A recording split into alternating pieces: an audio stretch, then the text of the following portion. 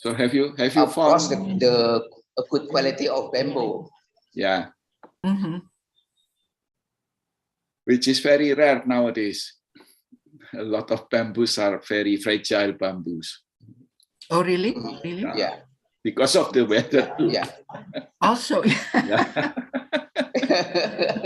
How is the weather in Indonesia? It's changing. The same. It's unusual. Selamat sore. Now it's Selamat supposed to sore. be more dry, but we still have heavy rain. Even this morning in our area, in my area. Ladies and gentlemen, can we start now? oh, really? Yes. Because of the weather. Yes. Apakah suara saya masuk di sana? How is the weather in Indonesia? It's changing. The same. It's unusual. Selamat sore. Excuse me, Bu Joshin, apakah suara saya masuk? Now it's Ya, masuk ke Mbak Dewi. dry. Oh, ya. Can we start now, Ibu, Bapak? Ya, baik. Kita mulai. Ya. Can we start now? Ya, saya kira bisa dimulai, Mbak. Apakah suara saya masuk di sana? Sudah masuk. Okay. Excuse me, Bu Joshin, apakah suara saya Ya. masuk? Ya, masuk ke Mbak. Memang, Mak. Tapi kurang jelas. Kalau bisa lebih keras, baik, Mbak Dewi. Yeah, can we start now, ladies and gentlemen? We start now. Yeah, it's better now. It's better Yeah. now. Yes, that is good. Saya kira bisa dimulai, Mbak. Oke. Assalamualaikum warahmatullahi wabarakatuh. Waalaikumsalam. Greeting to all of us. Good afternoon, the audience in Indonesia, and good morning to the audience in the Netherlands. Welcome and thank you also to the speakers, responders, and all committees who support this event so can be happen. Welcome to the webinar Good Practices of Interreligious Relations today.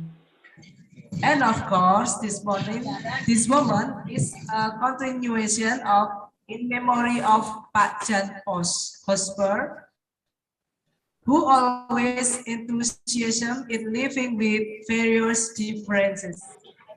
I, Dewi Tawati, will guide this webinar. We will start this event by praying together according to our respective religions and beliefs. Come on, ladies and gentlemen, let's pray for the first this moment. Let's pray.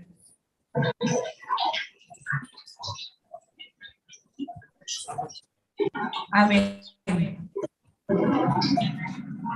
Okay, next, we will listen to the opening remarks from the Director of Percik Institute Salatiga. Please welcome and take the time, Bu Haryani Saptaningtyas. Time for you. Oke, terima kasih banyak. Thank you so much, Mbak Dewi. Do you hear my voice? Halo, Mbak Dewi? Ya, masuk. Ya. Oke. Suka di Belanda. Okay, that is good. Okay, good afternoon, everybody, and good morning, ladies and gentlemen who are in the Netherlands. I, as a representative of Percik Institute, I would like to welcoming you all in our webinar, second webinar. I would like to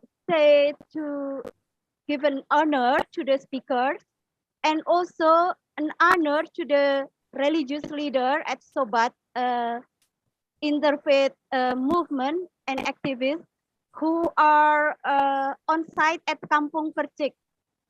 I apologize not visited you at the Kampung. It is because of some reason.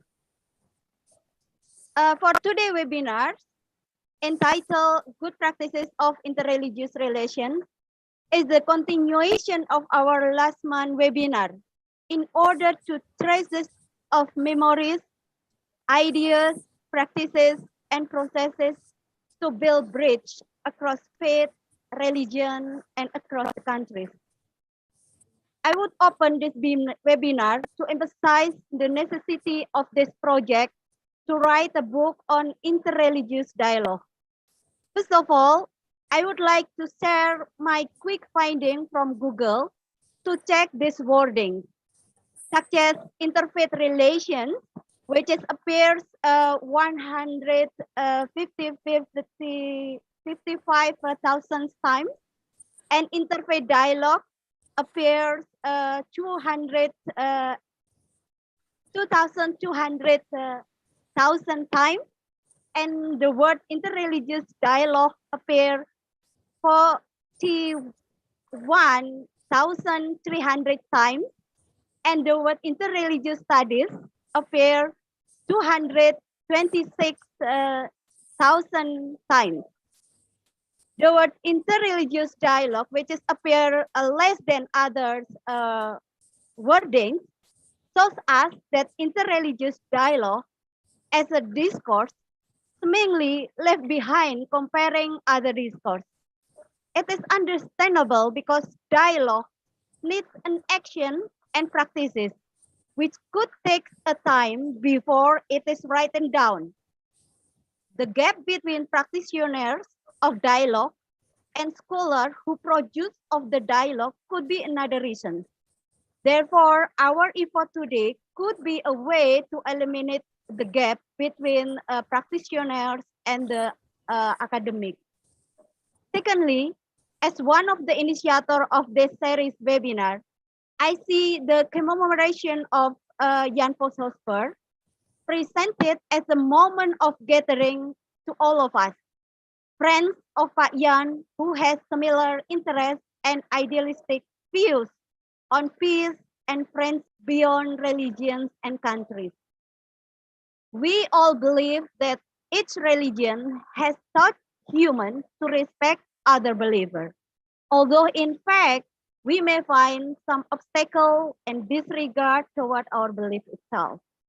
The wider gap between practices of dialogue and studying of dialogue has called us today to reflect on our experiences. When Ibu Yosin and Ibu Kori in short sparked their idea on the project to write our respectful word for the die of the Pak Jan, I suggest to write a book to reflect our own experiences in doing interreligious dialogue, which has been done by Sobat and Sobat in the wider context of Netherlands and Indonesia. I see the important role of Pak Jan as a bridger and the connector between us who live across borders. Therefore, these two series of webinars, the series is more activist as a speaker, and the second webinar today is more scholar who give time to speak, are designed to collect our memories, both scholars and activists or practitioners. Oral tradition in combination with academic tradition could be the best way to write a book as close as possible with the social context. At the end, we hope we together can produce a book which show the richness of our experiences. We still invite of you participants, ladies and gentlemen, to share, reflect, and write down values of interreligious dialogue. Write down lesson learned, and also write down the challenges and could be the good practices. Then the editing team will help our collecting reflection as a book. In this way, I and the editor of the book will hope that the long journey of doing dialogue and making dialogue can be shared to the public. Both can be used for activists and scholars too.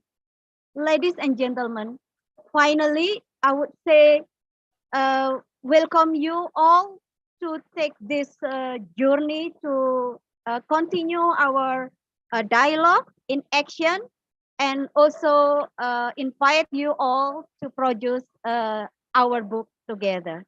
Terima kasih banyak with this short welcoming speech as a representative of Perjalanan, and I really hope that we together have more motivate to do more work in our own context. Terima kasih banyak. Salam and peace.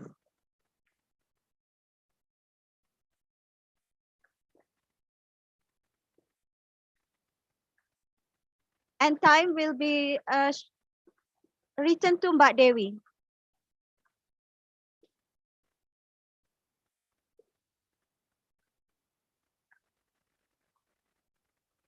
And the next event is we will listen to presentation from 5 important speakers in this event. For that, I will read out who they are here. The first, Bapak Alper Asalak.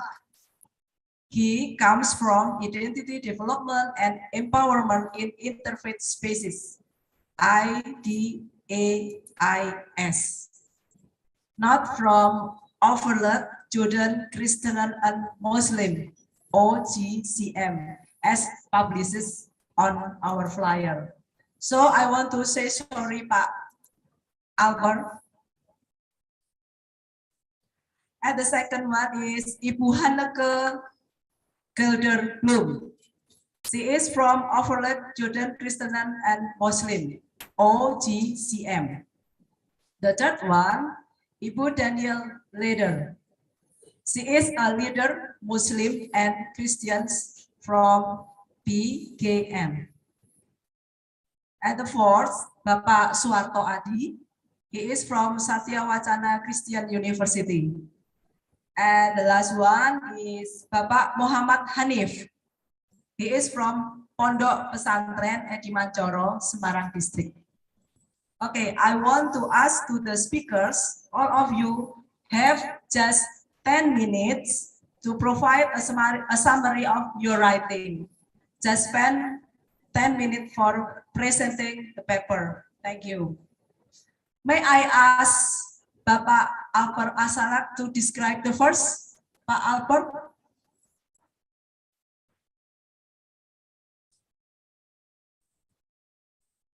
Still unmute, still mute. Yes. Assalamu alaikum. Good afternoon and good morning. Thank you for inviting me.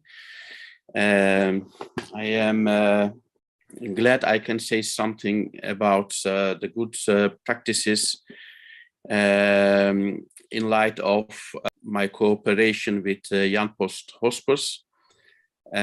So I want to tell more about what we did together, and in my speech I will also develop on some good practices, but I will tell more about him than the good practices, focusing on good practices.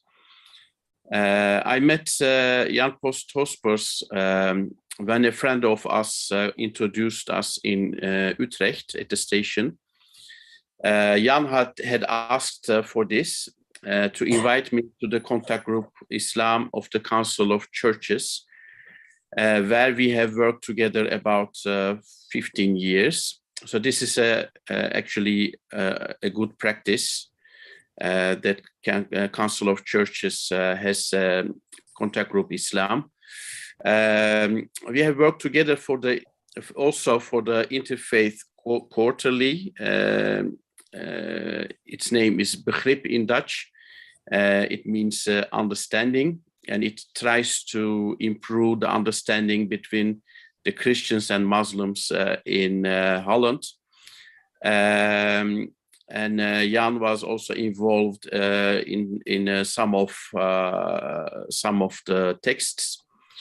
Furthermore, through Contact Group Islam, we had developed a series of interreligious flyers on different topics for Muslims and Christians, but also for the dialogue groups, which are still available for churches and for mosques when they want to have more information about other Christianity or Islam, or topics relating to dialogue.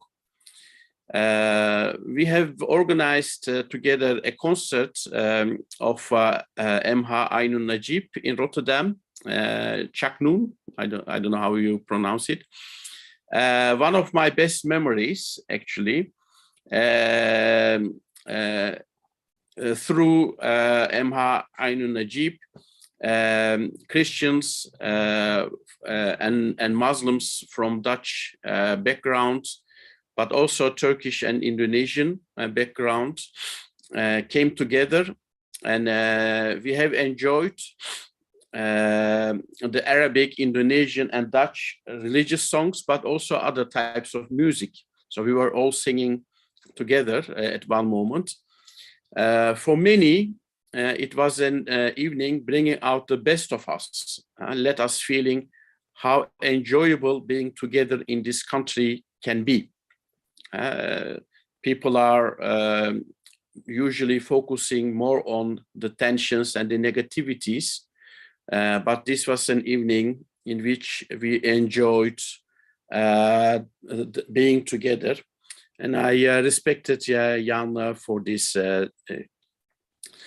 According to Jan, the dialogue was something of a challenge, not only on interfaith aspect, but also on the intrafaith aspect, because you have to deal with your own people, and they have a certain look at the relationship between Muslims and Christians, or other way around. So there are always a lot of people who should be convinced. They need to learn to change their attitudes, etc. And one who is dealing with these people should be very delicate, very patient, and must be willing to build the dialogue up in slow steps, taking into account all the dynamics, politics, traditions, power structures, the psychology of the individuals, the developments on different social levels, etc. So with Jan, we were discussing all these aspects all the time. Sometimes he was very sad, sometimes very disappointed, but he had always found the energy to continue and to make all those steps and to achieve the dialogue. And he achieved a lot. For this, he was a very good networker. He followed every initiative in Holland, maybe also in Indonesia. He tried to connect people all the time, trying to start different initiatives, or if there is an initiative somewhere, try to get involved in this initiative, stimulating individuals, coming, visiting, listening. Yeah, he was a good listener. When I was disappointed, for example, or when I was sad, or when I had difficulties. So stimulating, investing in different groups, whether big or small, it didn't matter, so that something could grow from that initiative. He was trying to spread the good practices, showing the positive sides of the dialogue, making it enjoyable as far as possible. And he was working very hard, running from one person to another on his bicycle until his accident. He had his bicycle all the time, either cycling or carrying his bicycle in his hand.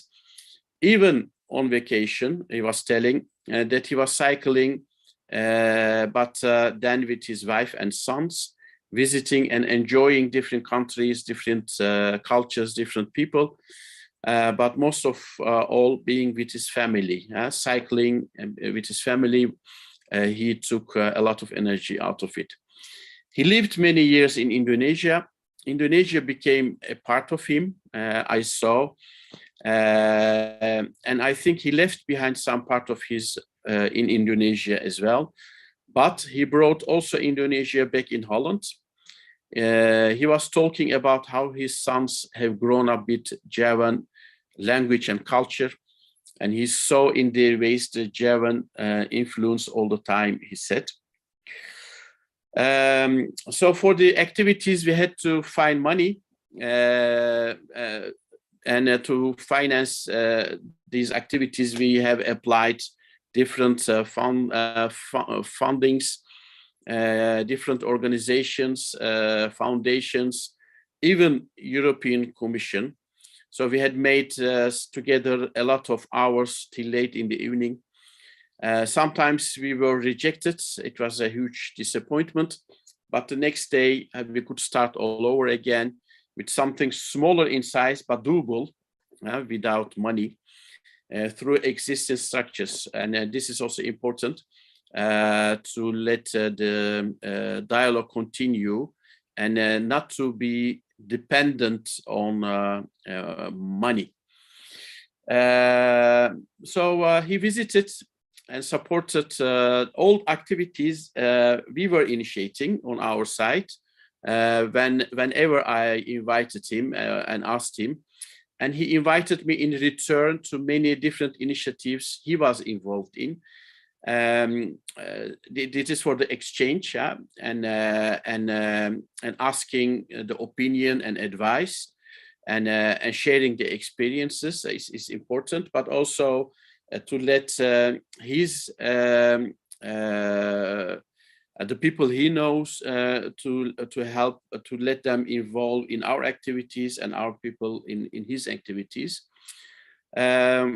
And one of the examples I can give here is the consortium, Netherlands-Indonesia consortium, which has celebrated its 10th year last year, as some of you know. It is also a good practice, as an example, a platform for, among others, exchanging these good practices. But it itself is also for the cooperation a good example. Jan helped also us to start dialogue groups in different cities. We had initiated some dialogue groups in Rotterdam and Amsterdam and Zaandam and The Hague. But in other cities, we couldn't reach the Christian community.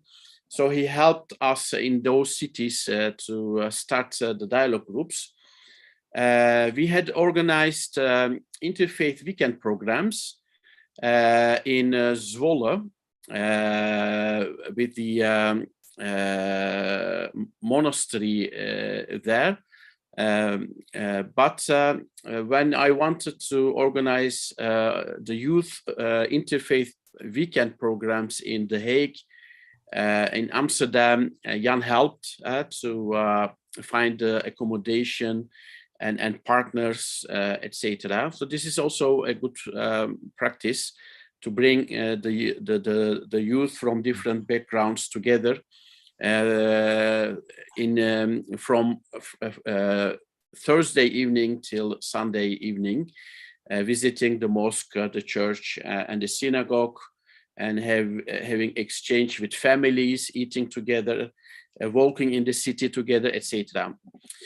Jan had also introduced Martijn. Martijn is a pastor in Rotterdam, was in Rotterdam now, he is a pastor in Amsterdam. But we were working together in Rotterdam, and we had taken a lot of initiatives and organized a lot of activities. So whenever there was something in another country and people wanted to connect in Holland with an interfaith couple who had done and build up dialogue in the city. He was introducing us to these groups.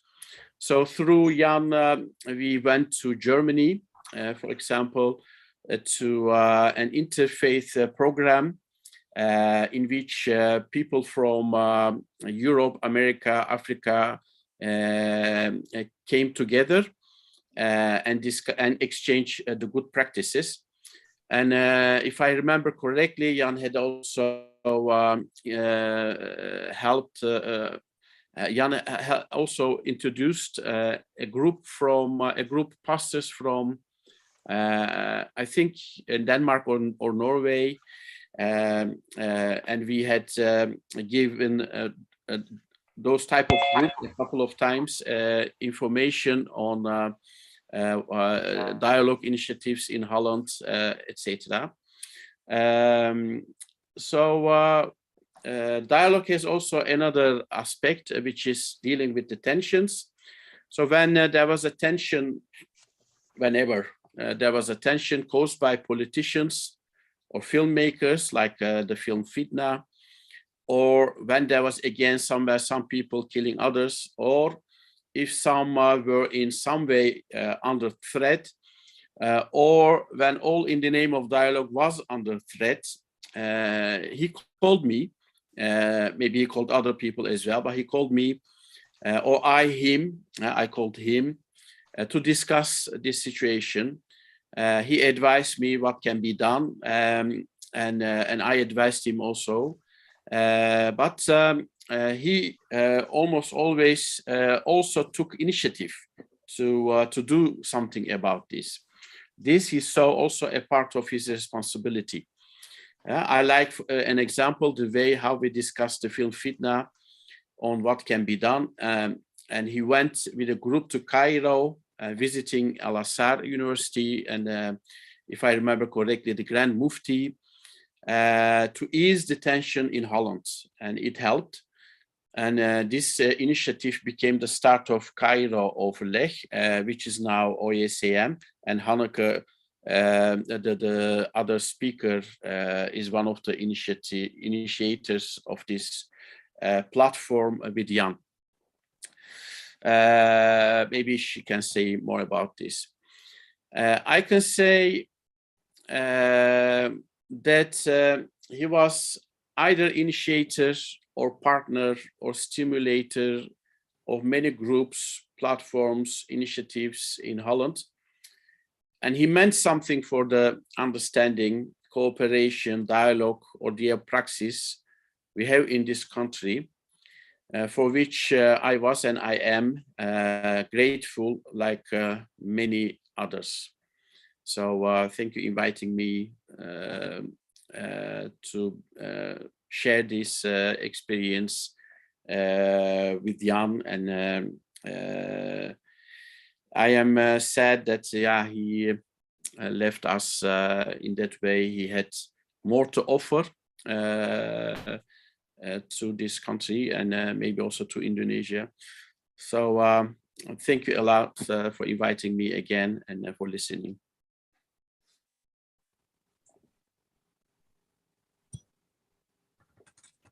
Okay, thank you, Pak Albert, for the presentation. Have Bu Hanneke and Bu Daniel join this link? Mas Agung? Good morning. Good morning. I want to ask you to Bapak Muhammad Hanif presentation first before you, Ibu Hanneke and Bu Daniel.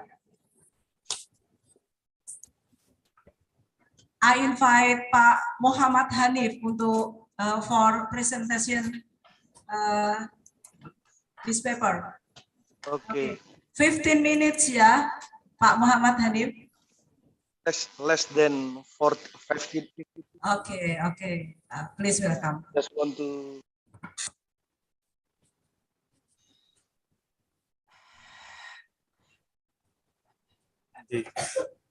Kok hilang? Saya.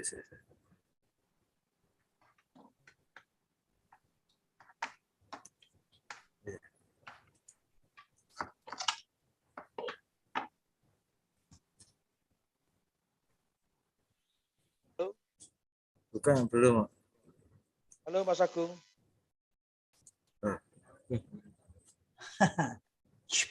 Yeah, that's better. No. Yes, it's better. Okay. Pak Hanif sent a presentation, Mas Agung. How can we display this?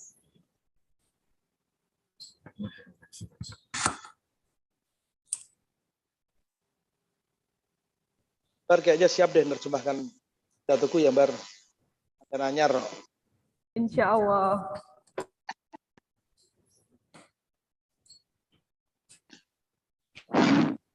Gimana? Mulai Bar? I think we are waiting for the PowerPoint, right? Okay, say. Or do you have the file, Susani? Maybe it will be faster if you operate it by yourself.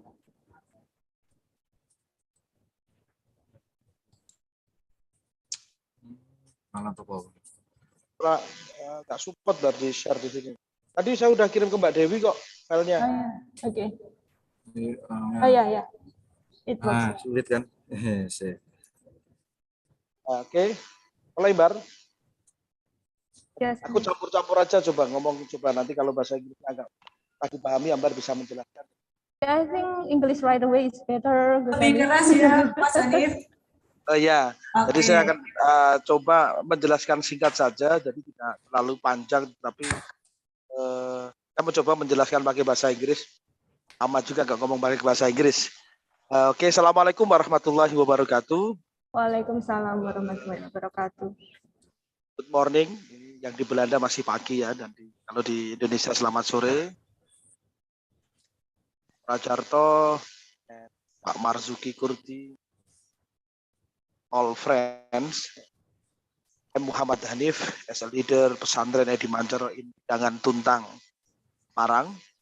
I will explain all about our experience showing love and human relation several years.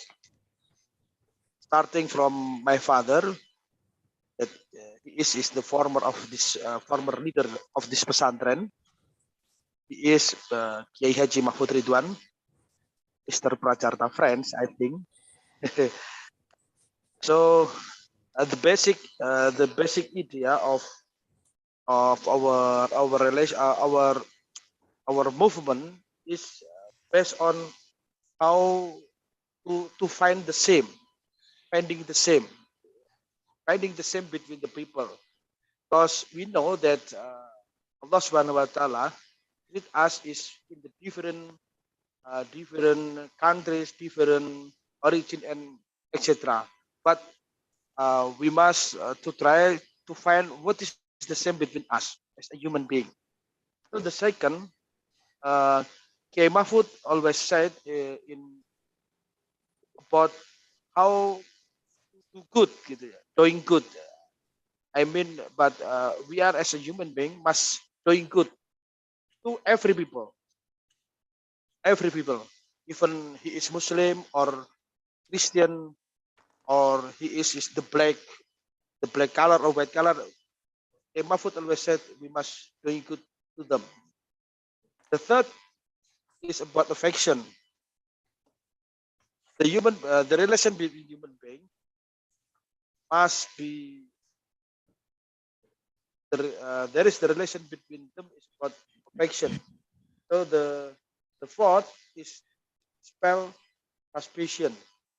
Oh, biasa dulu ini saya ngomong cerita aja, Pak Prajarta selalu ngomong tentang bahwa pertemuan antara tokoh-tokoh agama itu salah satu ide gagasannya adalah menghilangkan sakit hati karena sejarah.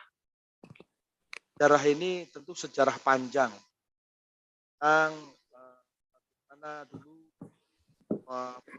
perselisihan antara Barat dan Timur, between the West and the Eastern, pada saat perang salib, gitu ya, mana Islam dengan Barat dengan Kristen lalu melakukan peperangan yang cukup panjang dalam sejarah dan berbagai macam gimmick-gimmicknya tentu usaha para kiai dan para tokoh agama pada waktu itu adalah bagaimana bisa menghilangkan sakit hati karena sejarah dan menghilangkan kecurigaan satu sama lain. Dari sinilah starting from the basic idea, dialog, kita membuat satu forum dialog antar agama, tanya,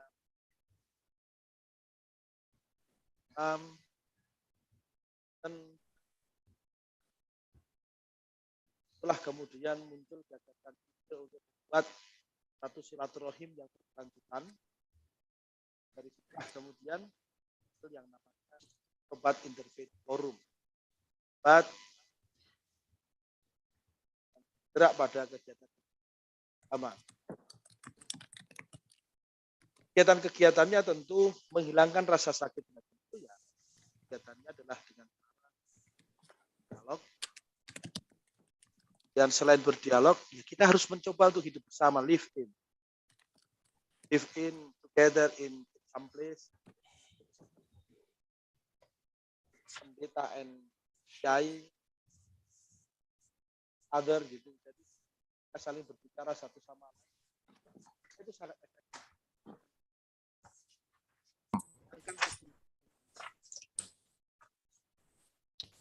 Dan selanjutnya kita juga menginisiasi berbagai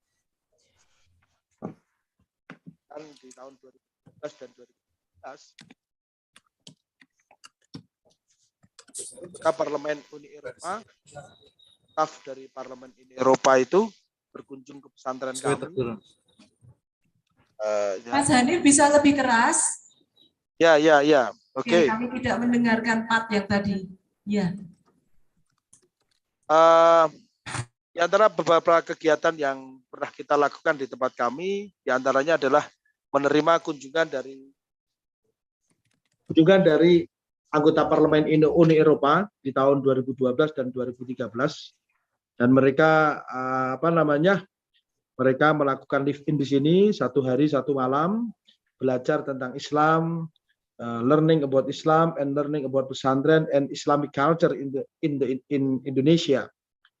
Terus selain itu pada tahun 2006 bersama dengan Perjalanan juga ya dan beberapa tokoh, kita juga sempat menjadi salah satu utusan untuk melakukan kunjungan ke Belanda di 2009-2010. Kita ke Australia, saya sendiri ikut ke Australia tahun 2010.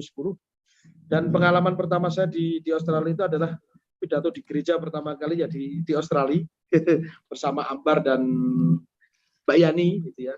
Saya di kelompoknya Mbak Yani, saya terpisah dengan kelompoknya Ambar pada waktu itu.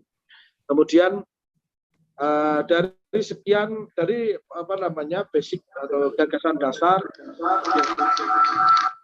dari gagasan dasar yang tadi saya sampaikan, dari persoalan bagaimana menemukan persamaan antara kita sebagai umat manusia, lalu bagaimana kita harus selalu berbuat kebaikan, kemudian menyemai kasih sayang, serta menghilangkan kecurigaan satu sama lain. Pesannya apa dari itu semua? Bahwa doing good does need to look at origin, religion, or nation. Bahwa melakukan perbuatan baik itu tidak perlu melihat asalnya dari mana, agamanya apa, atau bahkan ini bangsanya apa sih? What is your nation? It's not important what is your nation and religion. You just doing good. Jadi tidak masalah. As Allah said in the Quran, ya ayuhan nasu inna khalaqnakum min dzakarin wa unsa wa ja'alnakum syu'uban wa qabaila lita'arafu. Inna akramakum indallahi atqakum, innallaha alimun khabir.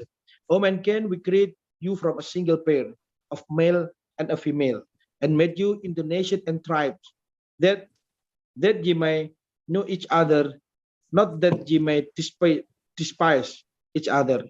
Verily, the most honor of you in the sight of Allah is he who is the most righteous of you, and Allah has full knowledge and is well acquainted. Ini adalah satu ayat di dalam Al-Quran, one of verse in the Quran that explain to us we just doing good because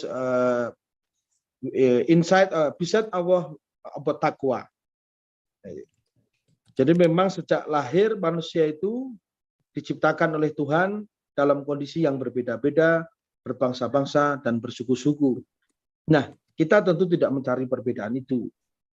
Kita tidak berusaha mencari. We do not find what is the different, but we must find what is the same between us. And the last, bahwa kindness is a human affair that must be upheld. Bahwa kebaikan antar umat manusia ini harus diusahakan. Tidak bisa tidak.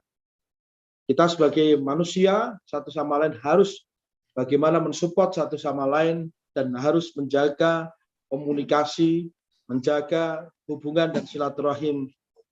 Apa itu warna kulit Anda, apa itu bangsa Anda, itu tidak menjadi penting. Tapi bahwa kata kuncinya adalah ini adalah persoalan kemanusiaan. This is about humanity and human relation.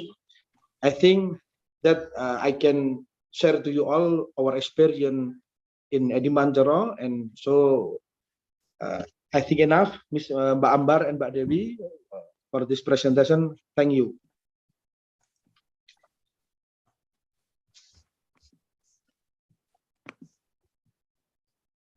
Yep. Okay.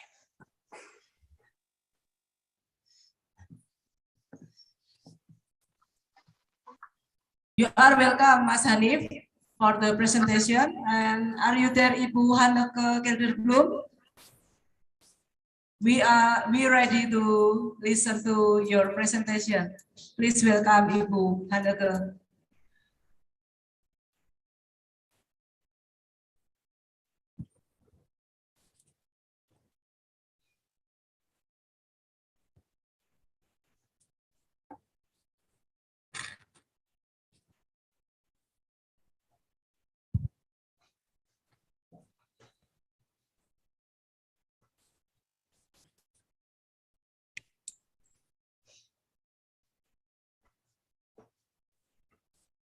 Hanneke, jij bent aan de beurt. Jij mag.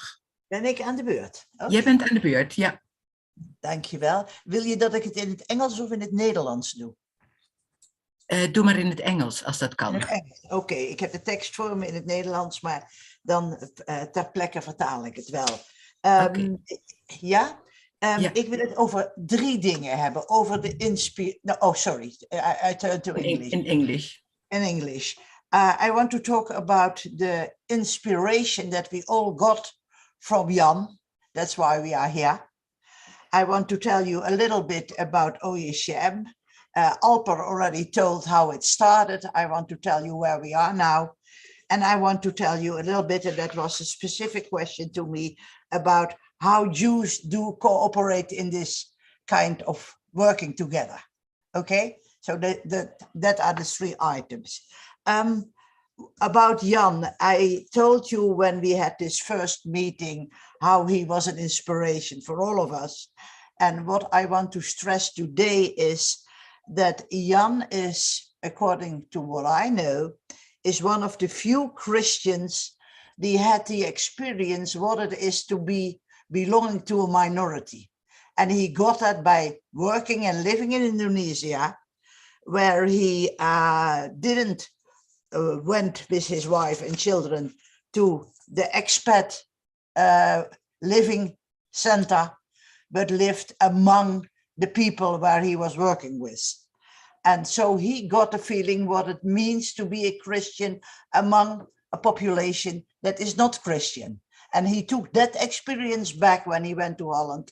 And as far as I know, he's one of the few Christians who has that experience and took advantage of the experience. And so it made him possible to work with others who are coming from a country where they are the majority, like the Muslims, and now live in a country where they are not any longer the majority.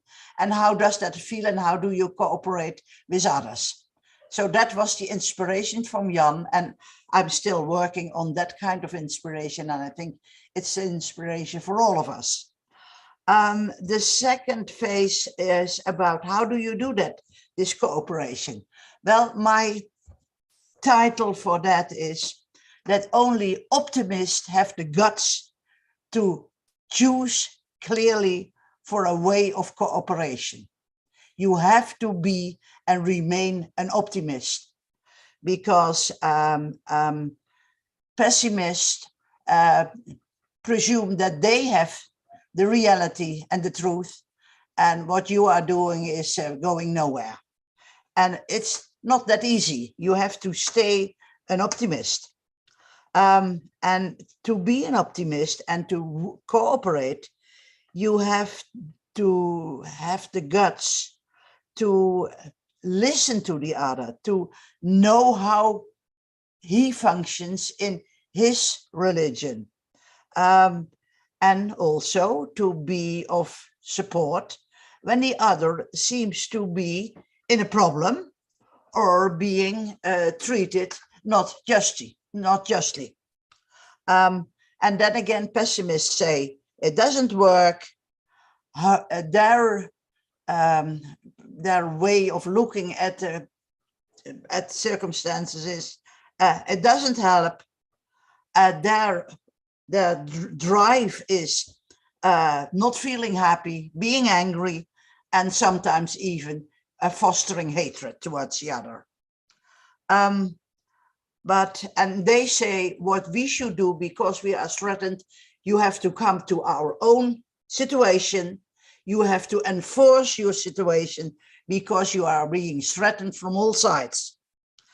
But my contra argument is, if we do that, if we all go back to our own castle of our own religion or our own arguments, then who is there to milk the cows, who sow the grain, and who is there to get the grain into our homes? When there are no longer people who foster the living together, we all will die from hunger or hatred. So don't do it. Don't turn to the pessimist. Be an optimist. And being an optimist is easier when you have people who are like you, optimists. And that's what OJCM tries to do, bring people together who want to listen to each other and remain optimists, how difficult it sometimes is. And here Jan was the ideal model of doing it and showing to others how to do it. So for me, he is still an inspirational figure, and he will stay to be that. Well, the third question that I got was, please tell us a little bit about how a Jew do this. Well, the first item is we have 2000 years of experience of being a minority. That means that you always have to adapt. We have a strong rule, adapt yourself to the community where you live. That doesn't mean that you have to get rid of your own traditions. No, you have to talk about it and you have to explain about it. For instance, there is a question that is quite important. Let me turn my page because I have it here. It's easier when you start listening to the other and then ask the other, please now listen to me. Listen to why this is important for me. This is one of the items in OJCM, of course. The main item is listening to the other. And then you get the feeling, okay, we are not identical, we are different. We have a lot of differences, but try to find the things that are in common. So we all pray, but the prayers are not identical. We all have festivity days, but they are not the same ones. Try to get to know why that festivity is important for the other. So then you get a feeling that you got friends.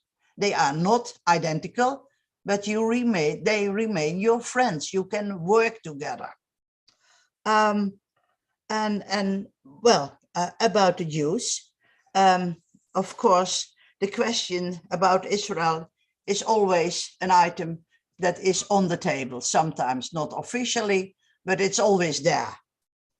And the question is, can Jews, Christians and Muslims be solidar with the Palestinians, but can they start talking with them about the hatred that doesn't bring the peace nearby and only make the army of the one who hate bigger, instead of trying to understand what is important for the other and what is important for you. And so I have been in these talks for about my whole life. The question is, for instance, Jerusalem. Can East Jerusalem be the capital of Palestine? And I say, yes, it can. But the question then rises, why do the Palestinians stop telling the world that Jews have something with Jerusalem? Can they stop doing that? Can we talk about why Jerusalem is so important for all of us? Can we start talking about that? Can we get out of that hatred that Jerusalem is mine and you have to disappear? That's the main question. And then is the question, can we start being solidar with the Palestinians? My answer is yes, we can. But can we then start talking about the hatred and about peace? Can we do that? And my answer is yes, we can. Because optimists always see possibilities. And that's against the pessimists who say there are only problems, and they become angrier and angrier and more angry because their solutions seem not to work, only make the army of the pessimists bigger. So my item for today is, again, be an optimist, have the guts to cooperate and make the choice for cooperation. Well, then a few things about OJCF. As Alper already told the start of it, it's a cooperation. It's not an official, by the state recognized organization. It's a what we call overlegorgaan, so a consultation group of representatives of het CMO, the Council of Muslims in the Netherlands, the Council of Churches in the Netherlands, and the Jewish community. And the main goal is cooperate at a Dutch community where everyone can live in freedom and security. And again, the basics of that is we trust each other. And the vision is we get to know each other and we recognize by the other the wish to work together and the right, but also the duty, and that's an important word, the duty to cooperate. Well, what do? We inform each other about initiative in our own environment, but also the community. And we try to find other organizations and cooperate with organizations like the Inter-Church Contact, the Central Jewish Consultation, sometimes people from Parliament, sometimes with press, sometimes with radio, and like now, when I get an invitation to talk about what we together try to do. And again, the item is have the guts to make the definite choice to work together. Thank you for having the microphone.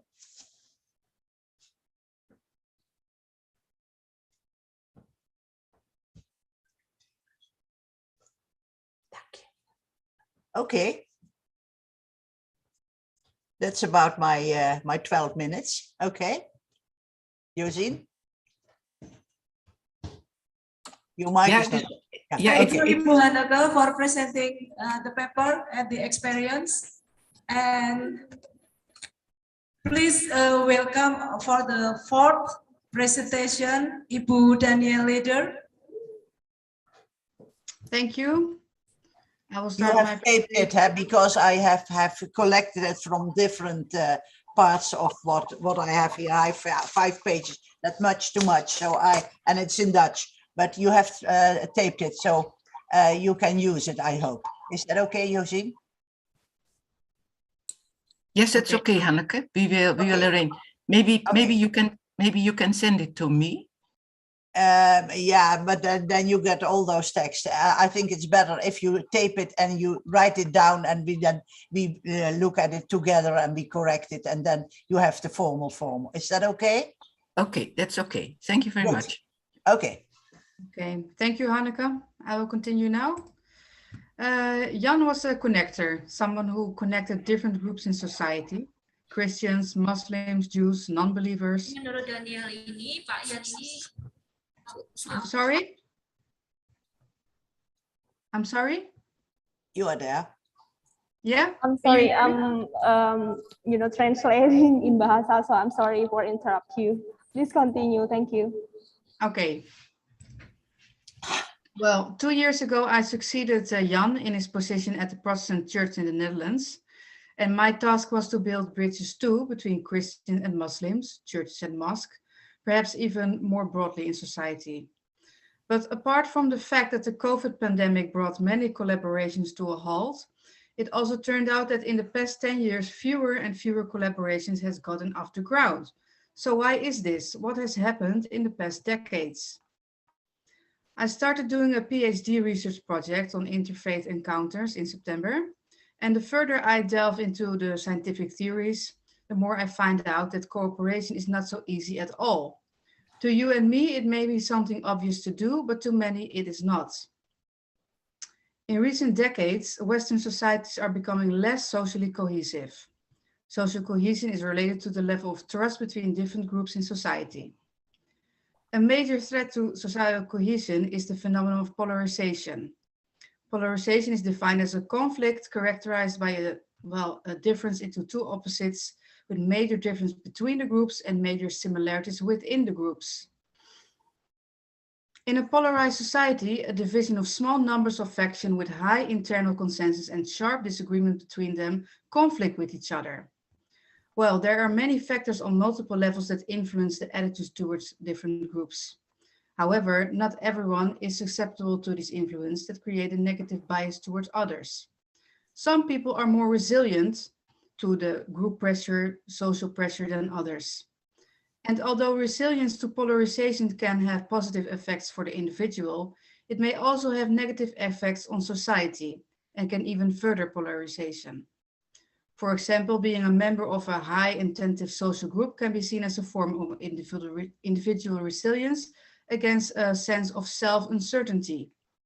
Stronger identification with the own group, I call it the in-group, and negative bias towards the others, the out-group, can create well-being for the individual, but at the same time, more fragmentation in society and less social cohesion. While many interventions to increase resilience to this emergence of negative attitudes toward others, this rely on intergroup contacts.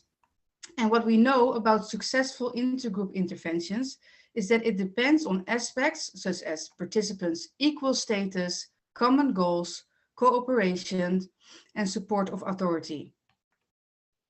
Also, the perception of a dual identity, that means a shared plus distinctive identity in intergroup encounters, is most effective as a basis for improving intergroup relations. However, establishing commonality requires careful attention, because when subgroups are recategorized into one overlying identity, it often exhibits a greater bias, a negative attitude towards groups that are not belonging to this common in-group identity. So, what does it mean for us? The first question that really needs to be asked in an interfaith encounter is, why are you motivated to make this contact? Why do you think it is important? Are you doing it because you are curious about the other person, his traditions, his beliefs? Or are you doing it to be an example for others, to stimulate others to engage in interfaith encounters as well? Secondly, feeling commonality with the other person is an important aspect of achieving better relationships.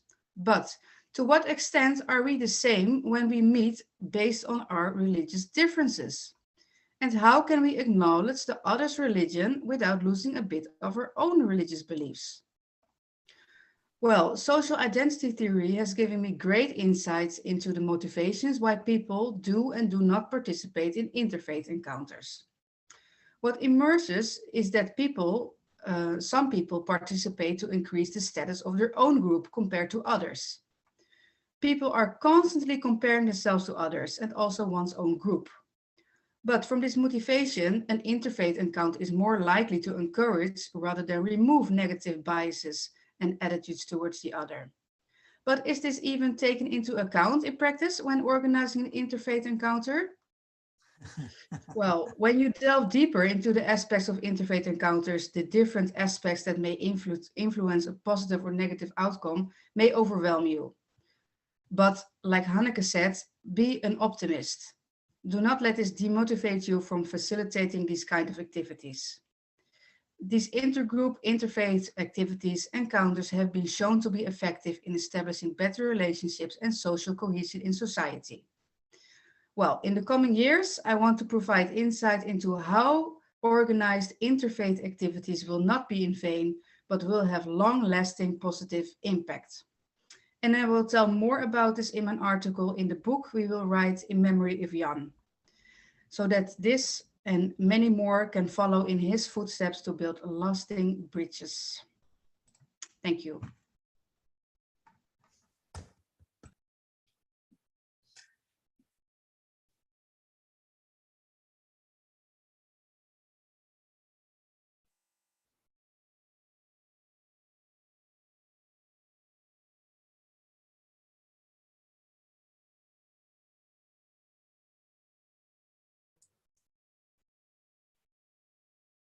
Okay, thank you, Ibu Daniel Leader, for the presentation.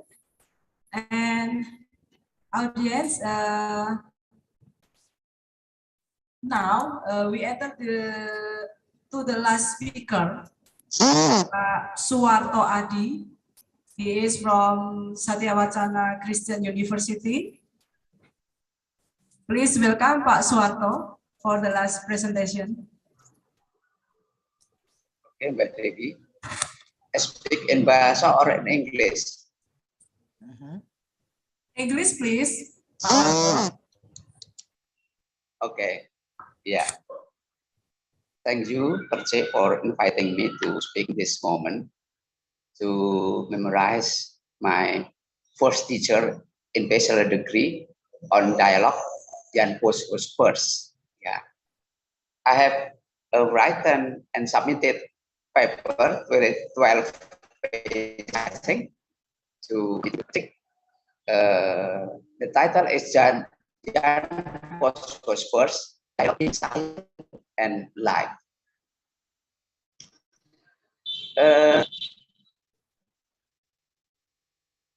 My paper is more personal, yeah. So, yeah, maybe I add some scientific or academic nuance or in this paper, but the whole picture of my paper is more personal relationship or engagement with Jan Post Hosper. I met Pak Jan, I call Jan Post Hosper, I think in the end of 1991. Yeah. And that time I was preparing to write a bachelor paper on Jesus stands to the poor, yeah, from Luke Gospel perspective. And Pak Jan, with doctorandus in New Testament theology, I think is the right person to supervise me when writing my paper. So this paper or my paper is based on my personal relationship, based on a supervising process between me and Jan to produce a paper to achieve a bachelor degree in Satyawacana Christian University at the time. I think what we have think in our discussion along supervision process is also to take shape my intellectual character. Yeah, how to dialogue all discipline of science, so to reach a holistic perspective. And also, I think the journey or experience of Pak Jan in Salatiga or Satewacana, in my interpretation, also to be a significant foundation of his interest on interreligious dialogue. Why? Because when he was stay in Salatiga, he chose a simple house in a kampung. Yeah, and kampung is not a central location of city, but in the remote area of city.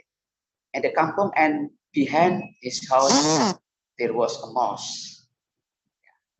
I think a mosque is to be a significant factor or significant foundation to be a basic foundation for young interest on religious or interreligious dialogue or interreligious program, either in Satewacana or in Netherlands. Why mosque is important in my paper? Because mosque has two significant means for us. Jan usually asks me to come to host, yeah, his host, to discuss about my project, my research project. Yeah, start in 4 or 5 p.m. and then the discussion will be ended in when the speaker of the mosque is tell us about the time of azan, the time to pray for Islamic people, the Muslim people. And every evening, I think is, or every morning, Jan is always listen the speaker of the mosque, yeah, to remind Muslim people to take a prayer. And I think, in my interpretation, this mosque is important thing for him. Yeah, I think it also important experience of another faith, that is Islam. Because usually listening the speaker of the mosque, I think Jan appreciate the Muslim and also to learn more about Muslim. Yeah, so the mosque for us, yeah, I'm trying to interpret. I think the mosque is basic or important thing for Jan in developing interreligious dialogue. When and what started when we stay in Salatiga. It is the first one I will share with you. And the second, at the time when my research project of bachelor on New Testament, Jan advised me to read Luke Timothy Johnson book. I think at that time this book is very advanced. Yeah, Johnson is at the time is not agreed with John Crossan approach or just John Crossan the real Jesus. This idea is the real Jesus is trying to reconstruct Jesus, yeah,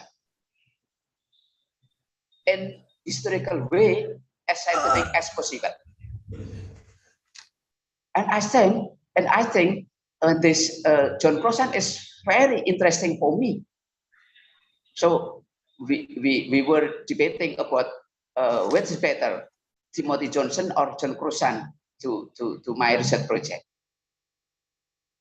But Jan remind me that, and I always remember this about his speech. He said that like that. Warto, theology is a science, is construct in the assumption that God is always present of human life. In other side, secular science is very personal when God is not present with him. So, yeah, so it was please think about or to take dialogue between both approaches, between theological and scientific or secular science. If you can make or if you apply a theological stand between two approaches, so you can achieve a holistic perspective. I think it is his word that I remember up to now. Yeah, to achieve a holistic perspective, we have to make a dialogue between one and another, between one science, one approach, and another approach, so we can achieve the holistic perspective. I think this idea is to take shape of my intellectual character. So in anything, in any matters, you have to put first dialogue. I think it's also influenced Jan when he back to Netherlands. The dialogue is important thing to get a solution of our life. Dialogue between one science and another, dialogue between one religion to another, dialogue between Islam and Christian, and also dialogue between anything to achieve holistic perspective. So from my experience and engagement and research with Jan, at least there are three important words I have good lesson learned: theological stand or dialogue, humble, and simplicity. Yeah, I think it is all I will share with you. But for the conclusion, I will share with you about his experience dealing with to his children, Gerson and Gideon. At that time, in the evening, he said to me that, Warto, I am nothing understand at all what Gideon and Gerson speaking today.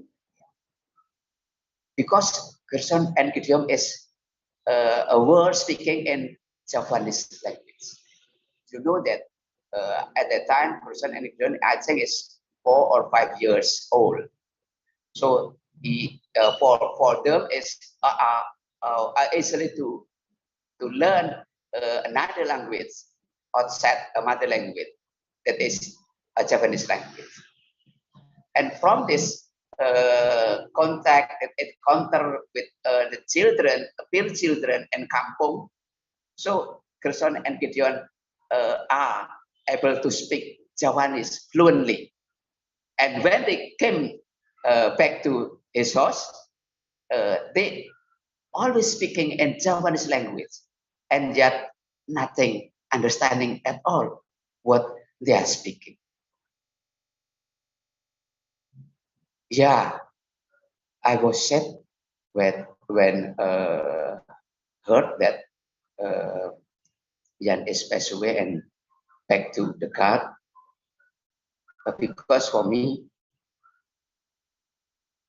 Jan is, I think, is real teacher he gave me a lesson learned that in anything, to get a good solution, dialogue is important to do, not only to see, but to do, to get a solution, to solve our problem in our life.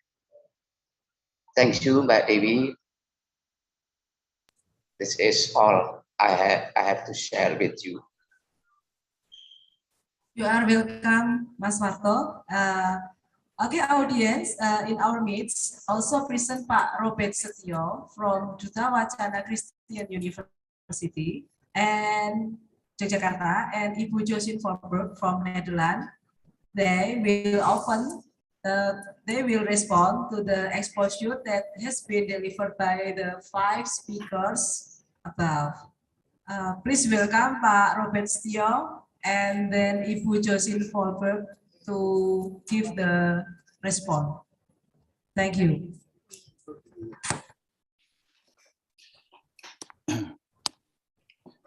Thank you, Mbak Persi. I'm the first, or Bu Yosin? Can you hear me? I think that Pak Robert first. Okay, yeah, thank you very much for the opportunity to give a response to very rich presentations of our colleagues from the Netherlands and Indonesia, and to be reminded of the legacy of Jan's, which is present not only in the Netherlands, his own country, but also in Indonesia. And the last presentation from Suharto was a bit emotional. It really shows that actually emotion is also important when we talk about a person, but also more importantly when we talk about meeting different peoples, meeting among different peoples or people from different religious backgrounds. I have some points. I really don't want to get you bored by points that I have made, but really I have to think over and over again how to tie up all the points which are very important. So that's why let me just show the points that I learned from the presentation of the 5 colleagues. Yeah. First is that interfaith dialogue should be in practices.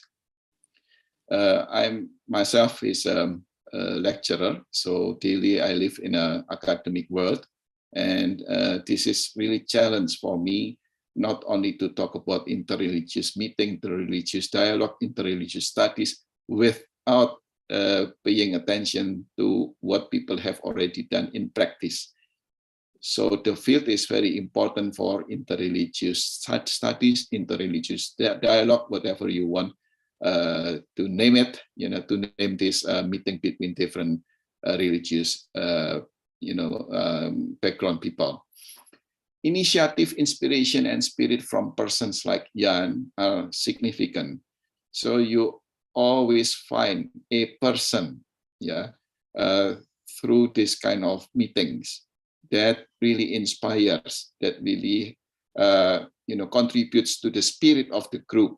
Yeah, we cannot just rely on the nameless group, but we need a person, a real person, especially a person like Pak Jan. So we owe to this kind of person to really continue the dialogue among different groups. And then there is another point, finding similarities among different people. Yeah, this may sound romantic, and sometimes people say that no, dialogue is about finding differences, not similarities. But I guess both are correct.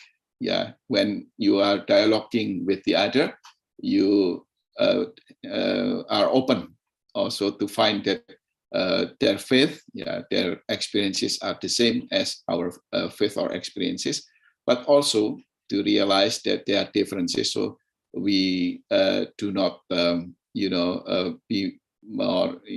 do not just think about the similarities, but also to respect the differences.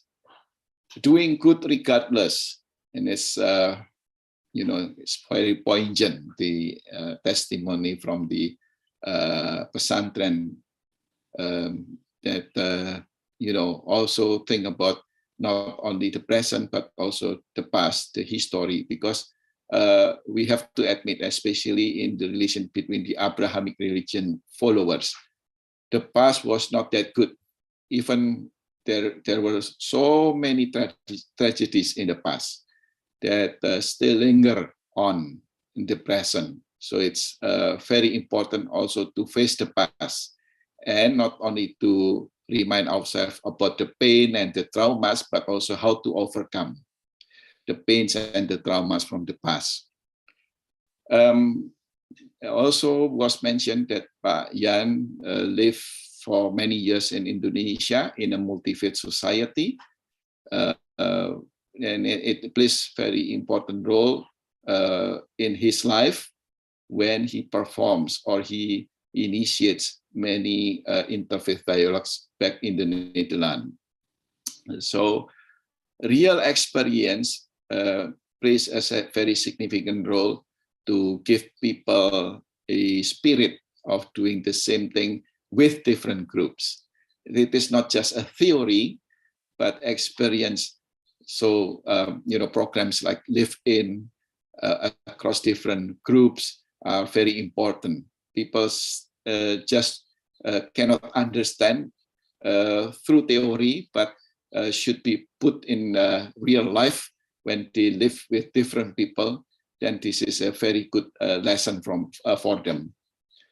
Also needs to be brave, optimistic, relentless in promoting peace among different groups. So we expect, or we should expect, that this is not going to be it is not going to be an easy task. This is a very challenging, and this is also a very emotionally driven, task to really bring people from different groups dialogue one another. So you need to be brave, optimistic, and relentless. And this is also a phrase that is good to remember. Adapt yourself in the community you live. And then listening to the others. The point of the others is very important. Not only to see the other as those who live together with us, but the other as a challenge to us. It's a challenge to our existence, as a challenge also to our understanding of ourselves. So the importance of the other is not because they are living together with us, but the others is also part of us. This is very nice. Reflect on the differences, but also open to things in common has been mentioned. And then also importantly, Jerusalem, as I heard the presentation from Hanneke, I remind myself that Jerusalem is a symbol of common belonging, that this city belongs to the Jews, Palestinians, Christians, Arabs, everybody who claim that this is the holy city for them. So the common belongingness is very important, and it centers in Jerusalem. Be an optimist has been also mentioned, and then to be a bridge, a makelaar. In Dutch and in Indonesia we use that word too, makelaar, between the church and others, if including non-believers.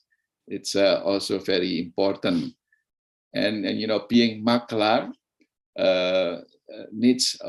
requires a lot of skills, competence, and also passion.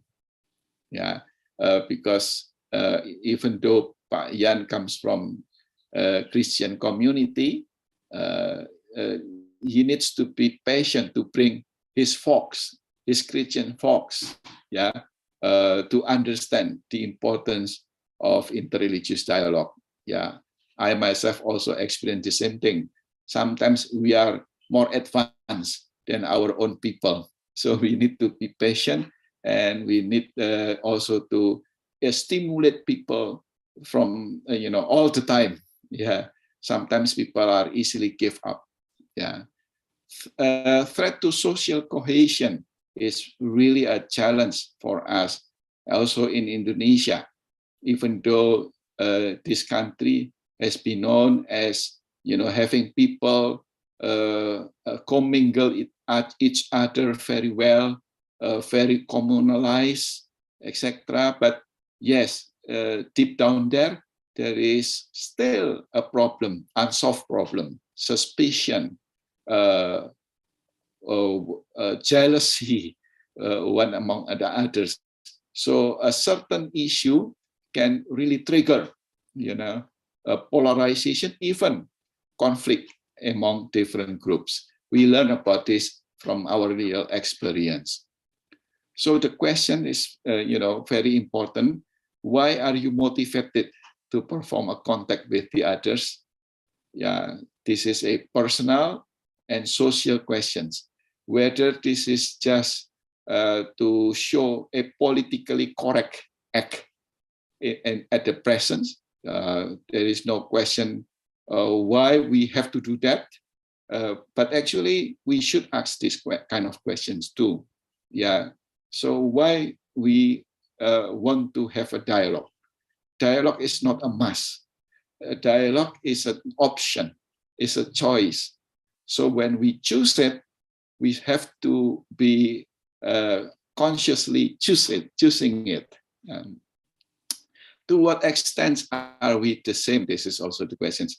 I maybe not be able to catch all of the important points from Daniel, but some of the points that remind me of these important messages for the really interreligious dialogues, I think. Yeah, balanced relations between in-group and out-group. Yeah, we cannot just be, unnamed, unidentified person among the multitude, but we have our own group, in-group, but also at the same time, there is an out-group, people who belong to the other group. So how to find a balance between the two so that we don't lose our own identity, but we don't also exaggerate our own identity, in such a way that we deny the existence of the others. A long life and positive impact is also very important.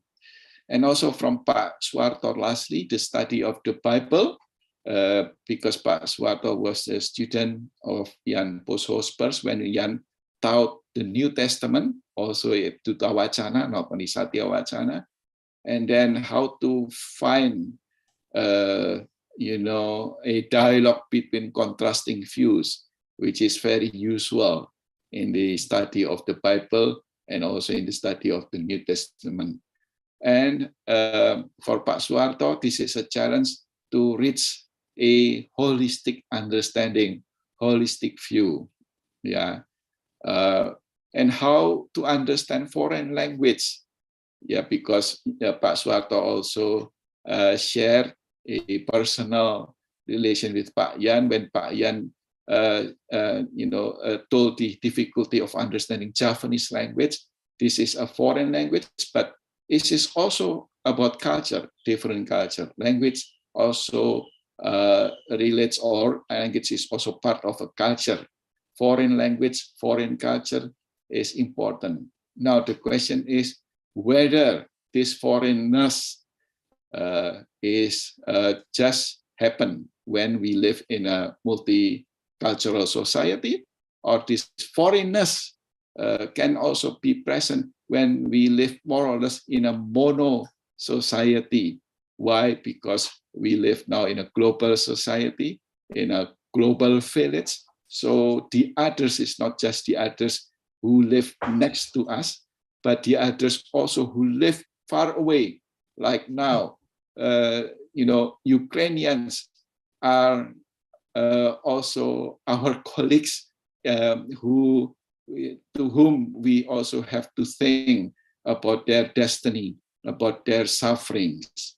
So we are rather bound by the suffering of different human beings, of the suffering of the people. I guess this is something that I get from the five presenter at this time. Bu Yosin, you may carry on.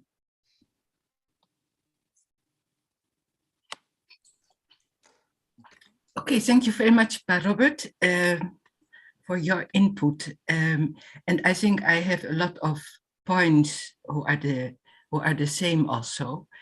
But first of all, I guess that in interreligious dialogue or interfaith dialogue, or how you will mention it, it's very important that there are inspiring persons, such as Jan.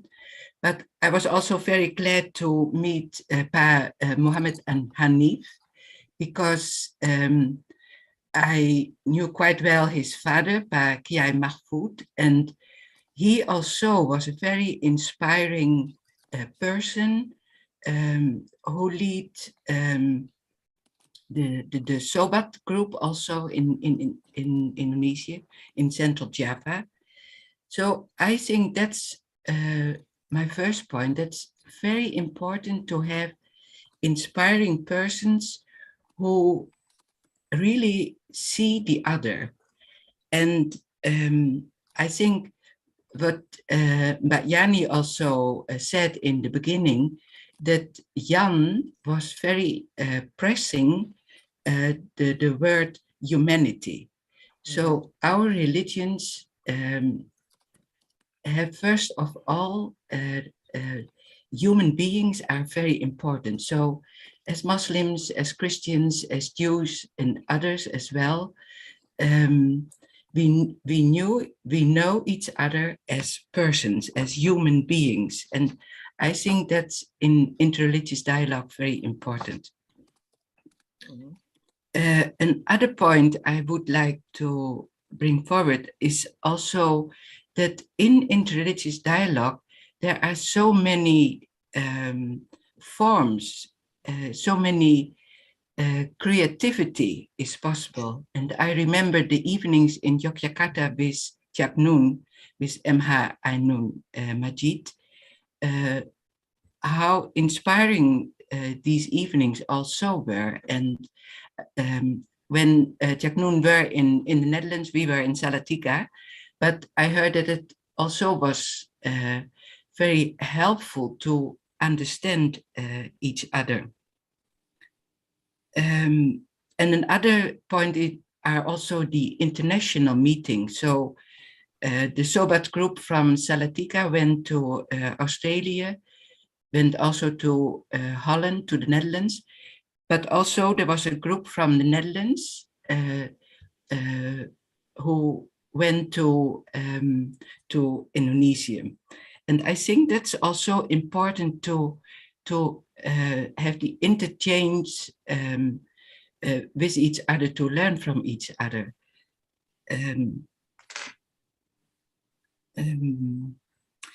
What Alpe and also Hanneke, I think, said is that it is not always easy to build up good relations between one and another. And well, Hanneke pressed very much that you need optimistic persons, and also Alper said that sometimes the relations are not going well, and what to do to keep in touch with each other and to talk with each other, or to leave each other. And I think Jan was very good in keeping good relations and always opening new perspectives. And one of the things, and I think that's the difference in Indonesia and in the Netherlands, in Java, for instance, Muslims are Javanese and Christians are also Javanese. So the cultural difference are not there, or maybe are not there. But what we experienced in the Netherlands is that the Dutch people who are the majority, and then the Turkish people, the Moroccan people who came in the 60s and 70s of the last century, and their culture is quite different from the Dutch culture. So if you want to meet each other, if you want to have dialogue, you have really to build up, to build trust, and you have to give really to invest time in it, because before you understand each other, that's really a point. I experienced that by myself also when I worked in the Netherlands for the Muslim Christian relation. And at that time, I worked very much together with women groups, Muslim women groups and Christian women groups. And we tried to understand each other, but sometimes that was quite different, apart from the religious point. And many Dutch people like to learn about Islam, but sometimes it was also very difficult to explain it to each other. So trust and patience are words which are very important. There is one other point I like to stress, and that's the identity. So as a Christian, you can live as Christian, as Muslim, and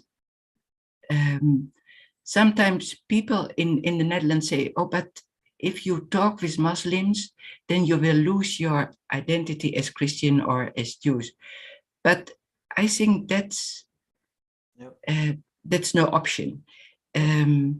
We have to live, to cooperate, to talk with each other as human beings, but inspired by our own religious, by our own cultural and social cohesion also. So that's always a way you have to look for how to practice it. Interface in practice, another point, and all the speakers are stressing that also, that a dialogue, or how you call it, it comes to practicing and cooperating together. And I think nowadays it's very important to look for things you really can do together. And what came up through the talking with Perchik and the PIC with Kerk in Actie, that now we have, that's a very small example, in Utrecht, a very small project about environment and about green church and green mosques, and how can you cooperate and how can you learn from each other in this sense. And well, I think, yeah, we have a lot of things in common, and that can be stimulated. And I hope Danielle will do that in the Netherlands, and Hanneke and Alper as well, as you do it in Indonesia. And well, I'm very happy to see very well-known friends. I see Nani and Haryani and Subarto and Pabeni I saw. And so it's very nice to meet you and to talk about these important things. And it is all because of Jan passed away and did a lot of very, very good things in this field. Thank you very much.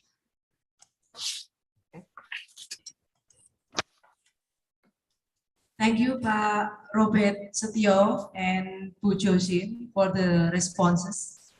And ladies and gentlemen, that's all have been explained by the speakers and responders.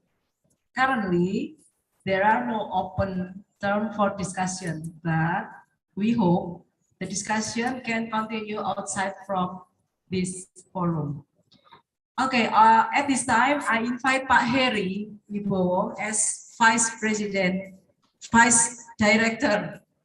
of Perjalanan to close this event. Please welcome Pak Heri. Yeah, thank you, Mbak Dewi. Thank you, everybody. Thank you, dear sir and madams. I thought that there is a question and answer, actually. But I asked Mbak Dewi, no, it's not. There is no question and answer, right, Mbak Dewi? So this is what time we have to at 5 now. Still 5 minutes. If there is one word from the participants in luring area, please feel free to speak up. Pak Harno, you would like to speak 1 minute? Yeah.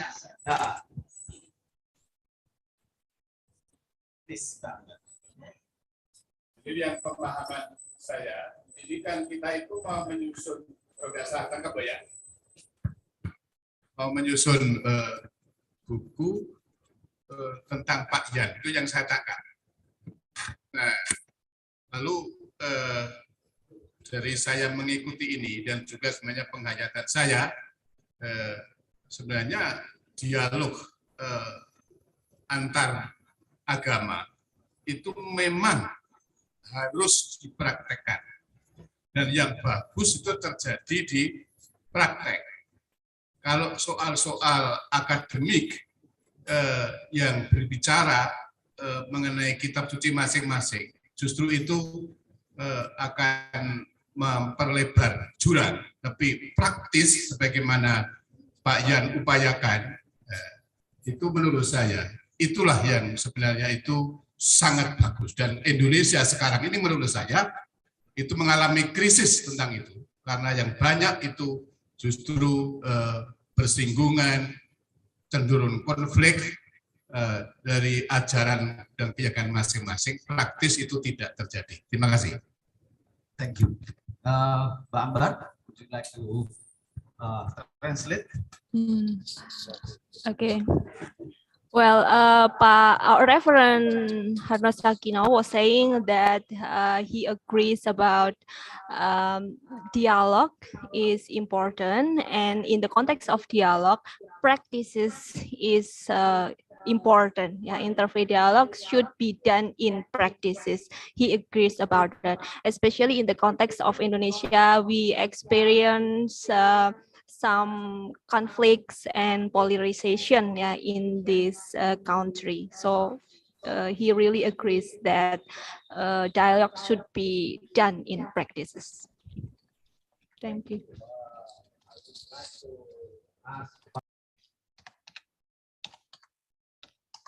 Pak Marzuki, saya ingin mempersilakan Pak Marzuki untuk mengomentari forum ini, atau kalau ingin ada pikiran yang lain silakan Pak Marzuki. Setelah itu kita tutup. Iya, terima kasih. Sebenarnya gini, saya ini kan punya penyakit.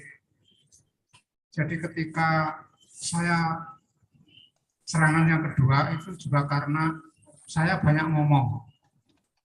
Pada waktu itu saya banyak terus Al-Quran sehingga agak saya paksa. Serangan yang ketiga baru beberapa bulan yang lalu. Ini samping saya ini bawa teman dari jam 10 siang ngobrol sampai sore. Nah, karena saya saking semangatnya, mungkin saking ambisinya, begitu selesai mereka bubar, saya tidak bisa ngomong gitu. Nah, oleh sebab itu saya ini sebenarnya tidak boleh ngomong. Tidak boleh banyak ngomong. Tapi begini, ketika tadi saya mau berangkat, saya sempat membuat semacam tulisan. Nah, daripada nanti saya ngoyong ngomong, kalau saya boleh ini saya bacakan saja. Di samping biar waktunya irit ya.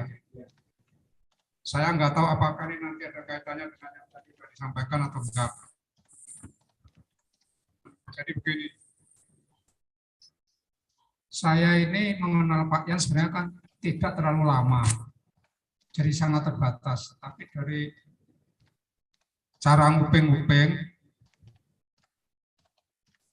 ya, dan baca-baca beberapa tulisannya Pak Jan, saya tadi menulis begini. Jadi Pak Jan itu sebenarnya kan merupakan pribadi yang otentik. Meski dia orang Belanda asli, tapi ketika selama berada di Indonesia, ia bisa dan mampu bergaul, bahkan bergaul akrab dengan kalangan yang memiliki berbagai latar belakang agama, budaya, suku, etnis, atau kebangsaan yang lain. Pak, boleh Tak jarang juga ia menampung mereka yang datang dengan membawa sejumlah masalah. Siapapun yang datang, Pak Jan akan menerimanya dengan tulus ikhlas. Oh ya, monggo.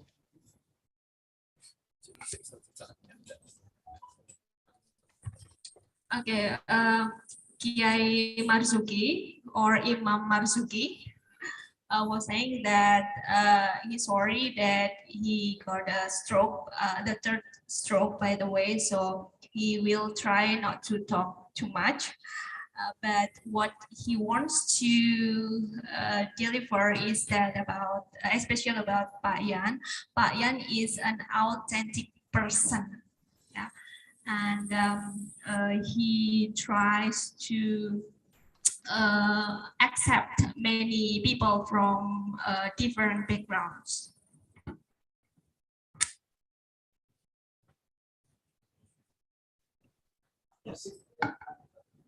Oh ya. Hal lain yang melekat dari diri Pak Jan adalah otentisitas kepribadiannya yang memiliki sikap dan pemikiran sangat luas. Otentisitas itu yang membuat sosoknya sulit didefinisikan. Ketika penulis sendiri tidak mencoba mendefinisikan Pak Jan ini sebagai seorang Nasrani, tapi dari perilaku kesehariannya, dia nampak seperti orang Muslim yang taat. Begitu juga sebaliknya. Dan dia tidak peduli dengan definisi-definisi itu. Okay, other than that is the authenticity of Pak Jan is the personality of his, that he's actually like a Muslim, even though he's a Christian, and vice versa. Ketika penulis hendak mengurai sosoknya melalui beberapa amatan pribadi dan berdasarkan keterangan sejumlah orang yang memiliki kedekatan dengan Pak Jan, ada beberapa faktor yang membuat penulis tidak meragukan kualitas kepribadian dan otentisitasnya itu. Pertama,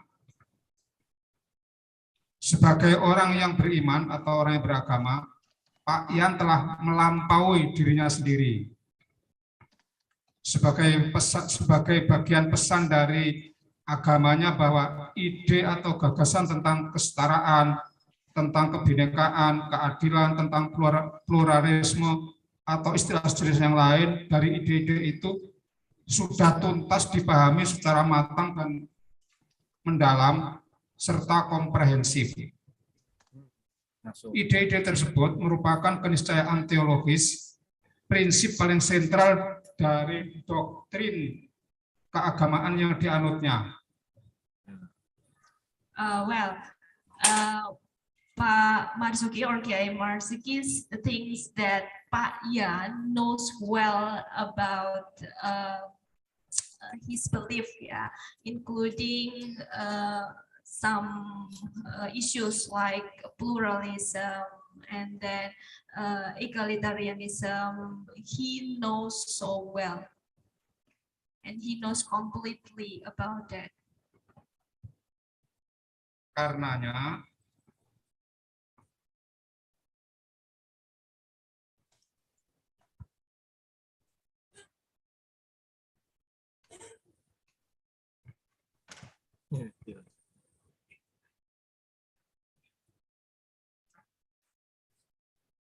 Karenanya, Pak Jan mempertaruhkan segalanya demi tegaknya ide-ide tersebut. Lebih dari itu, jika tidak hanya dia, Pak Jan itu dalam hal ide-ide tadi tidak hanya berbicara dalam forum atau di dalam dialog-dialog secara wacana, akan tetapi ia melakukan konkret. Nah, ini yang menjadi penyakit yang umumnya dilakukan oleh banyak kalangan. Jadi Pak Jan memang agak beda dengan yang umumnya dilakukan oleh semua orang yang melakukan dialog.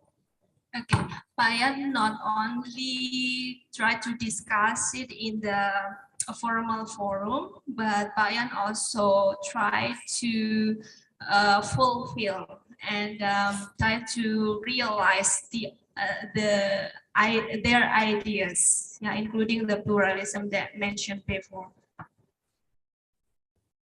Pak Jan melakukan semua itu langsung, tanpa ragu, dan sangat optimis, bahkan tanpa gentar dengan berbagai kendala atau tantangan. So he did it right away and with his brave.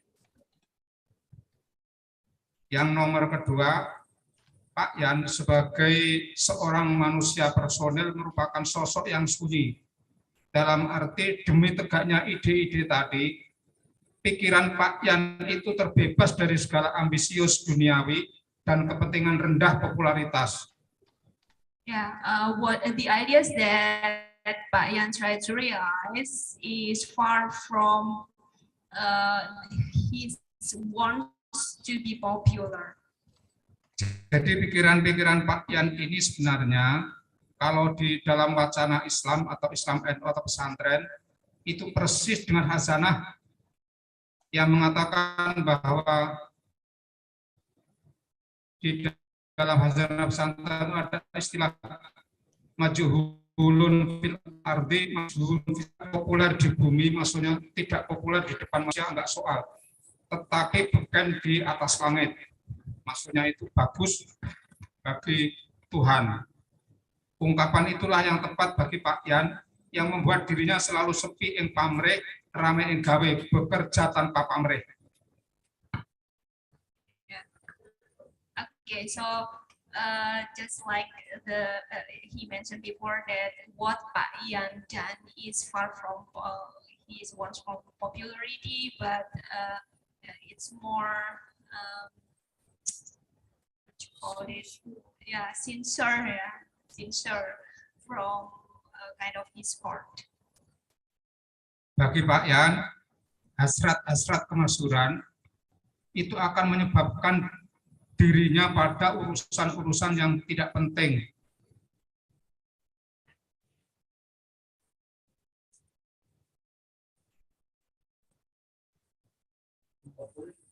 Yeah, it is.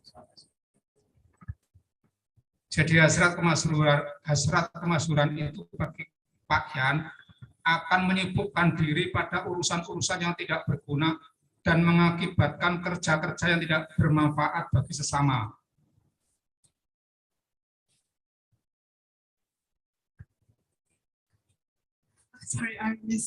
Dan cinta pada kemasyhuran mendorong orang untuk mengurusi diri sendiri dan tidak peduli pada orang lain.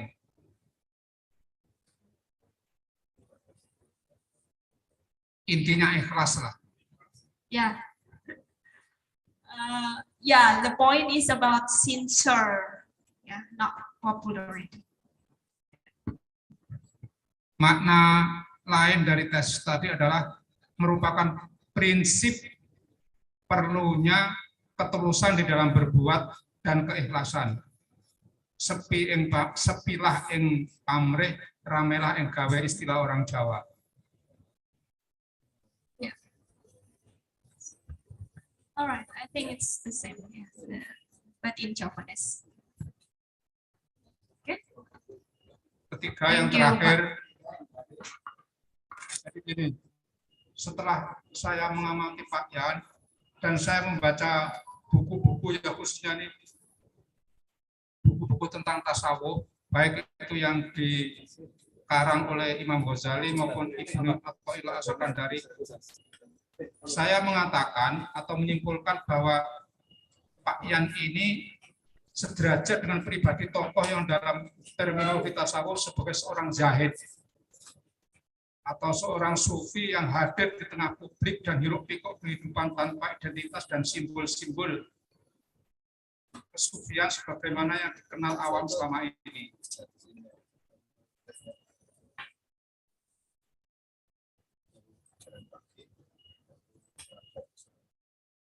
Okay, Pak, in Muslim, yeah, in Muslim society, Pak Jan is just like a Sufi. Yeah, Sufism. Sufism. Yeah, or a nobleman. Kesufian bagi Pak Jan merupakan wilayah sangat personal yang tak patut untuk ditampak-tampakkan. Sungguh pun di depan publik, ia tampil dengan sesuatu yang bisa dipahami oleh nalar publik. Karena itulah penulis aku yakin bahwa Pak Jan menganut sebuah prinsip, setiap individu yang terpanggil untuk menjadi abdi bukan hanya untuk Tuhan tapi juga untuk semua yang membutuhkan. Begitulah potret seorang yang telah tercerahkan, yang telah memiliki batin yang terbebas. Itulah sifat seorang sufi yang jiwanya mampu menembus kedalaman makna kata-kata Tuhan. Pak Jan memang sudah lama meninggalkan kita. Ia telah menghadap Sang Maha Pengasih, tapi penulis yakin bahwa ia hanya rohnya yang telah tiada. Ia yang rohnya telah ada di dalam alam keabadian. Jasadnya terkubur di bumi, namun karya dan buah ketulusannya akan tetap diingat, akan tetap dikenang, dan diteladani oleh generasi berikutnya. Dengan begitu, sejatinya Pak Jan itu tidak pergi, Pak Jan itu sejatinya tidak meninggal. Ia selalu berada bersama orang-orang yang mencintainya. Ya, ia masih bersama kita semua. Hanya kalau kita semua, para pecintanya, mau mendiskusikan pikiran, fikroh harokahnya, pikiran dan gerakannya, serta bersedia melanjutkan cita-citanya. Amin. Okay, maybe his body may be gone or the physical appearance is not here, but his spirit and his ideas still here. So the follower or maybe the people who have cooperate with him will always continue. Thank you, Pak Marzuki. Please give an applause for Pak Marzuki. I think it's very good. Nanti kami bisa dikirimi via WA Pak Marzuki. Oh boleh ya, nanti bisa kontak-kontak dengan Mbak Ambar atau Mbak Yani gitu. Ya, terima kasih Pak Marzuki. Thank you Pak Marzuki for the, I think it's a good words ya from Pak Marzuki as I close.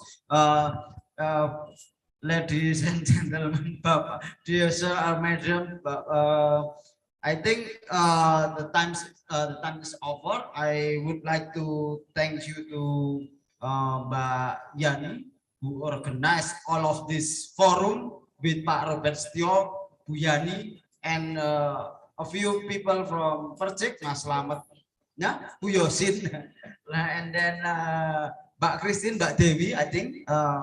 And the other is Mas Agung right here, Mbak Lintang, Mas Slamet ya, and then who else? Agnes. Pengantin, Thank you. pengantin And, barunya serius ngomongnya. all participants here in Perjalanan, Mbak Nini, Mas Haris, Bu Harno ya, Bapak, Pak Budi, ya Pak Harno Sakino yang sebentar lagi akan meninggalkan kita ke Klaten, Pak Pujo yang awet muda, Pak Dian Sunu, Dian Cahyati, dia tak pancing Dian Sunu online ini. Mas Yuda, Pak Zani, Bapak, Pak Asis, Pak Marzuki, Bu Marzuki, Pak Hananto, meskipun tergopoh-gopoh Pak Hananto tadi. Dan Bapak Ibu sekalian yang ada di online tadi, Bapak Ibu pembicara, Pak Robert tadi penanggap, kemudian ada Pak Suwarto, Pak Hanif, Bu Daniel Leder, Albert Alasak, Hanneke Gelderblom Langhot, and then who else here? So that participants here can know that participants online, the list of participants online, Mbak Yamtini, Mas Dwi Prasetyo, Pak Dian Sunu Prakoso katanya. Lalu Kes De Jong, lalu Bu Nani Minarni, Pak Prajarto, Pak Singgih Nugroho, dia aktif di dua itu dunia. Saya juga, Mas Warto juga. I would like to only to close this forum or to postpone this forum, because this forum will be continued in a few months later. So on behalf of Perjalanan community, I would like to thanks to everyone who that supported our activity, our program. This program can be done smoothly. Thank you. Assalamualaikum warahmatullahi wabarakatuh. Salam sejahtera untuk kita. Om Swastiastu, Rahayu Rahayu, Namo Buddhaya, salam kebajikan. Terima kasih. Pak Yani, do you want to enough? Okay. Thank you. Terima kasih untuk semua Pak. Terima kasih untuk semuanya. Bye. Thank you. Pak Kisdeyong dan semuanya, Mas Warto. Ada beberapa nama, matur nuwun sangat. Don't forget to fill in the form. Ya, Mbak Yani dan Mas Kece dan semuanya, Mas makasih. Ya, Mas Warto, makasih. Alfred, thank you so much, Alfred. Thank you for inviting me again. Yes, and I hope we can meet again one day. Inshallah. Assalamualaikum. Ma'assalamah. Waalaikumsalam. Okay, see you. Bye-bye. Bye. Bye-bye. Terima kasih banyak. Sampai jumpa. Pagi menjelang siang, Bu Yosin. Saya live dulu, bye. Saya live juga ya, Mbak Yani. Siap. Bapak. Yosin, sehat. Ya, Pak Robert. Sampai ketemu. Bu Yosin, see you, bye. Pak Nani. Bye. Oh iya, Bu Nani. Bu Nani, hai. Kupikir sudah live. Dan Mas DP. Makasih banyak ya Bu Nani. Ya, sama-sama. Semoga bisa bertemu langsung nih untuk reuni sesudah pandemik. Siap. Reuni